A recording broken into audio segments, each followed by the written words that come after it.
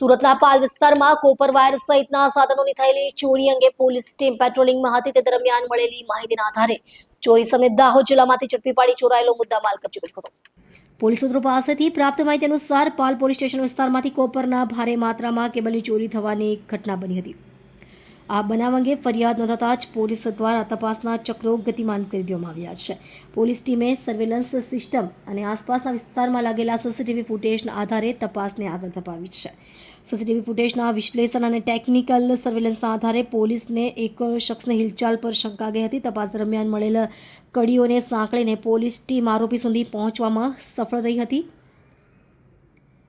પોલીસે ઝડપી કાર્યવાહી કરતા આરોપીને ગોધરા વિસ્તારમાંથી તેની અટકાયત કરવામાં આવી હતી. આરોપીની અટકાયત બાદ તેની પૂછપરછ હાથ ધરવામાં આવી છે, જેમાં ચોરી અંગે ખુલાસો થવાની સંભાવના છે.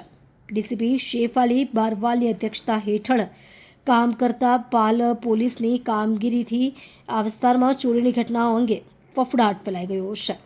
પોલીસ દ્વારા શહેરમાં ગુનાખોરી પર અંકુશ રાખવા માટે સતત પ્રયાસ કર્યા હોવાનો સંદેશ પણ આપતા જણાવ્યું કે કોઈ પણ ગુનેગાર વ્યક્તિ પોલીસની પકડથી છટકી શકશે નહીં.